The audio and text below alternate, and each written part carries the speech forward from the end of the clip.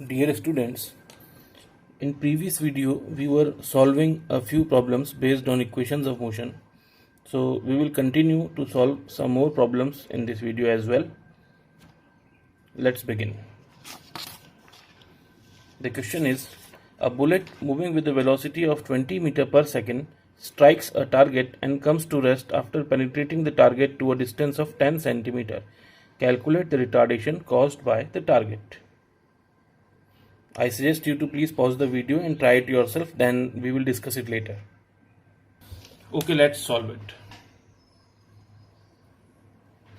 Given situation हमारे पास कुछ ऐसी है कि एक स्टेशनरी टारगेट है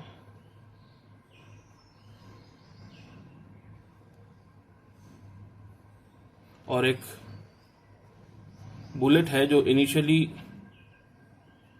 20 मीटर पर सेकंड से मूव कर रहा था, और जब इसने टारगेट को हिट किया तो ये इस टारगेट के अंदर पेनिट्रेट कर गया up to a distance of 10 centimetre. ये डिस्टेंस 10 सेंटीमीटर है और उसके बाद इट कम्स टू रेस्ट, यानी कि इस पॉइंट पे जो फाइनल वेलोसिटी है वो 0 है. ये इनडायरेक्ट इन्फॉर्मेशन हमें गिवन है. अब अगर इस क्वेश्चन को सॉल्व करें तो हम लोग शुरू करते हैं गिवन से. क्या क्या गिवन है? Initial velocity, yes 20 metre per second. Final velocity, yes that is 0. Distance, yes 10 centimetre. अब हमें ध्यान रखना है कि हमारे पास एक जो क्वांटिटी है इनिशियल वेलोसिटी वो मीटर पर सेकंड में है और डिस्टेंस हमारे पास सेंटीमीटर में, तो हमें इन्हें एक ही यूनिट में करना जरूरी है. हम सेंटीमीटर को मीटर्स में कन्वर्ट कर लेते हैं. It will be 1/10 of a metre. और हमसे पूछा गया है एक्सेलरेशन. अब आप देखिए, हमने जो ट्रिक देखी थी जिसमें 4-4 के सेट हमने बनाए थे पैरामीटर्स के, उसमें V, U, A और S तीसरे सेट में बन रहा है, यानी कि it's third equation of motion. तो हम लोग यहाँ पे वही इक्वेशन यूज करेंगे.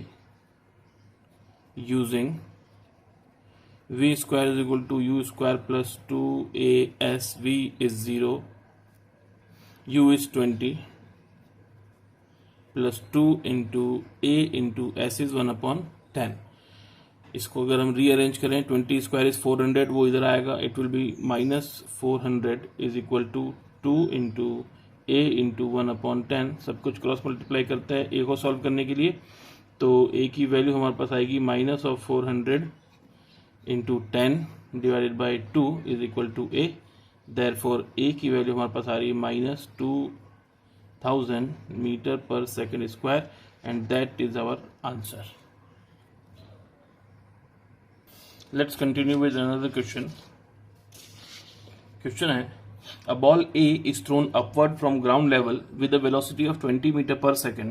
Another ball B is thrown downward from a height of 40 meter with same speed. ये बात नोट करने की है. Find the same height at which the two balls meet. Okay, give it a try. हम इसे discuss करते हैं. चलिए सॉल्व करते हैं. Okay, let's solve the question. सबसे पहले हम इस क्वेश्चन की सिचुएशन को समझें. सिचुएशन कुछ ऐसी है कि एक कहीं 40 मीटर की हाइट है. दिस हाइट इज 40 मीटर और इसके बेस से एक बॉल ए को अपवर्ड थ्रो किया गया है with the velocity of 20 metre per second, और एक another ball B is thrown downward with a velocity of 20 metre per second as well. हमसे पूछा गया है कि आप वो हाइट बताइए जहाँ पे दोनों बॉल्स मीट करेंगी. सपोज कुछ देर बाद ये बॉल चलते चलते ऊपर इस पोजीशन तक पहुँचते हैं. Let this point be P, और इसी दौरान बॉल B भी इस पॉइंट पे आ जाती है. सबसे बड़ी चीज जो हमें ध्यान रखनी है इस तरह की क्वेश्चन में, जहां पे भी कोई दो चीजें मीट कर रही हो, ओवरटेक कर रही हो, क्रॉस कर रही हो, वहां पे हमें सबसे इंपॉर्टेंट बात जो ध्यान रखनी है कि जब इनका मीटिंग पॉइंट या क्रॉस वाला पॉइंट या ओवरटेकिंग का पॉइंट है, at that point those two objects are at the same place at the same time. अगर ये सेम टाइम पे वहां नहीं होंगी तो ये कभी मीट नहीं करेंगी. इसलिए जो टाइम ट्रेवल का ऑब्जेक्ट बी के लिए है वही टाइम ट्रेवल का ऑब्जेक्ट ए के लिए भी है. The time for travel is same. एक और चीज जो हमें इस क्वेश्चन में सिचुएशन को देख के समझ में आ रही है, ऑब्जेक्ट ए, स्टोन ए जो है, बॉल ए जो है वो ऊपर जा रही है, accelerating is acting downward, g will be -10, और ऑब्जेक्ट बी के लिए जी नीचे आ रही है and g is acting downward, तो यहाँ पे जी इज +10। ठीक है, अब हम इसको सॉल्व करना शुरू करते हैं। अगर हम सबसे पहले बॉल ए के लिए सॉल्व करते हैं, सिचुएशन हमारे पास हो गई। बॉल ए के लिए सॉल्व करते हैं तो हमारे पास गिवन क्या है, initial velocity of A is 20 metre per second and acceleration is -10 and time, let the time be t, और हमें इसका डिस्टेंस फाइंड आउट करना है। हम लोग अगर यहाँ पे SUAT दिख रहा है तो सेकंड इक्वेशन यूज कर सकते हैं। Using second equation that is S is equal to UT plus half AT square, this S will be 20t minus half into 10 into t square, it will lead to 20t minus 5t square। ये है distance travel by ball A. Similarly अब हम distance travel by ball B calculate करेंगे।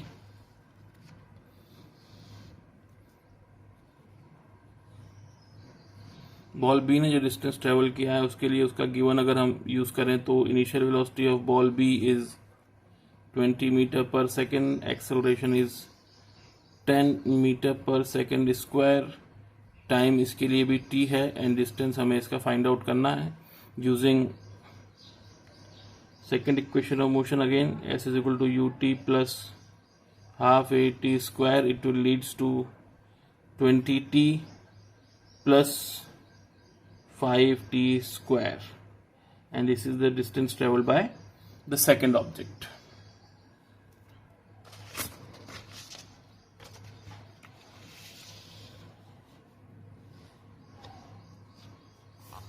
अब अगर हम इन दोनों distances को कंपेयर करते हैं, distance travel by ball A and distance travel by ball B, हमें पता है distance travel by ball A इतना है और distance travel by ball B इतना है, यानी कि अगर हम दोनों के डिस्टेंसेस को जोड़ दूं तो मुझे total height of the system यानी कि 40 मीटर मिल जाएगा। तो हमारे पास सिचुएशन कुछ ऐसी हो गई है, distance travel by ball A plus distance travel by ball B is equal to 40 metre, यानी कि distance travel by ball A is 20t minus 5t square plus distance travel by ball B is 20t plus 5t square is equal to 40 plus 5t square minus t, 5t square got cancelled, 40t is equal to 40, therefore t is equal to 1 second. अभी हम इस situation के आधे part पे पहुंचे, हमें ये पता लगा है कि ये बॉल्स कब मीट करेंगी। क्वेश्चन में पूछा गया है कितनी हाइट में मीट करेंगी, हमें ये पता लग गया कि जब ये इनको थ्रो किया गया उसके 1 सेकंड के बाद ये बॉल्स मीट कर रही हैं। अब डिस्टेंस निकालने की आप कर सकते हैं कि आप बॉल ए जो है, बॉल ए का डिस्टेंस निकाल लें, 1 सेकंड में उसने कितना डिस्टेंस ट्रेवल किया है। बॉल ए जो है ये 1 सेकंड के बाद यहाँ पहुंच गई, तो अगर हम इस डिस्टेंस को निकाल लें तो हमें वो हाइट पता लग जाएगी जहां पे दोनों बॉल्स मीट कर रही हैं। वेरी इजी, हमें distance travel by A find करना है by using t is equal to 1। एक बार फिर से गिवन देख लें, initial velocity 20 metre per second है, acceleration -10 metre per second square है, टाइम की वैल्यू 1 सेकेंड आ गई है और s पूछा है, S is UT plus half AT square जो हम यहाँ निकाल चुके हैं। डिस्टेंस ट्रेवल बाय ए जो है it is 20t minus 5t square, it will be 20 into 1 minus 5 into 1, it will be 20 minus 5, that is 15 meter and this is our final answer। ये balls जो हैं 15 मीटर हाइट पे meet करेंगी। Okay students, let's continue to solve our problems। The next question is, a particle moves along a straight line AB with a constant acceleration, its velocity at A is u and at B is v, find its velocity at midpoint of line AB। आप लोग इसे try कीजिए और फिर हम discuss करते हैं। Okay, let's solve the question. Question में सिचुएशन कुछ ऐसी गिवन है कि एक ऑब्जेक्ट है, वो स्ट्रेट लाइन ए बी पे ट्रेवल कर रही है और थ्रू आउट द जर्नी उसका एक्सेलरेशन जो है वो कांस्टेंट है। पॉइंट ए को इसने क्रॉस किया है with velocity u and point B को इसने क्रॉस किया है विद वेलोसिटी v। हमसे पूछा गया है इस लाइन ए बी के एग्जैक्ट मिड पॉइंट पे, suppose this mid point is p, तो इस मिड पॉइंट पे इसकी वेलोसिटी कितनी है, वेलोसिटी एट p कितना है। कैसे सॉल्व होगा? इस तरह के क्वेश्चन में सबसे इंपॉर्टेंट बात यह है, आपको ये ध्यान रखना है कि इन्होंने हमें बताया है कि ये पॉइंट P जो है ये इस मिड लाइन ए बी का मिड पॉइंट है। मिड पॉइंट होने का मतलब है कि जितना डिस्टेंस ए पी का है उतना ही डिस्टेंस पी बी का है। ये ध्यान रह जाएगा तो क्वेश्चन सॉल्व हो जाएगा। अभी हमारे पास ब्रेक जर्नी हो गई, इस ब्रेक जर्नी को अब हम सॉल्व करते हैं। दो पार्ट्स में सॉल्व होगा। सबसे पहली जर्नी है मेरे पास फ्रॉम ए टू पी। इसको अगर हम सॉल्व करते हैं तो हमारे पास गिवन क्या है, इनिशियल वेलोसिटी मेरे पास है u, फाइनल वेलोसिटी मेरे पास है v at p, acceleration constant है लेट इट बी a, और डिस्टेंस गिवन नहीं है लेकिन हमने उसको एज्यूम कर लिया है कि डिस्टेंस हमारा s है। और ये चार वेरिएबल आपको पता है किस में दिखते हैं, ये चारों वेरिएबल हमारे थर्ड इक्वेशन ऑफ मोशन में आते हैं। तो हम एक बार इस ए पी जर्नी के लिए थर्ड इक्वेशन फॉर्मुलेट करते हैं using v square is equal to u square plus 2as। Final velocity for journey A P, सिर्फ ए पी का फाइनल वेलोसिटी यानी कि velocity of p, it is vp का square is equal to u square plus 2as। हम अगर इसको s के लिए सॉल्व करना चाहें तो it will be vp square minus u square upon 2a is equal to s। ये हमारे पास हाफ डिस्टेंस AP का जो डिस्टेंस है उसकी वैल्यू आई है। अगर सिमिलरली मैं AP के साथ अब PB के लिए सॉल्व करता हूं तो now my object is moving from P to B। यहाँ पे क्या चीज हमारे पास गिवन है, इनिशियल वेलोसिटी। अब जो पॉइंट AP की फाइनल वेलोसिटी थी वो PB की इनिशियल वेलोसिटी हो जाएगी। तो initial velocity of at point P is VP, final velocity is velocity at B यानी कि V, acceleration is same A and distance is same S। हमें इसके लिए एक एक्सप्रेशन निकालना है using v square is equal to u square plus 2as।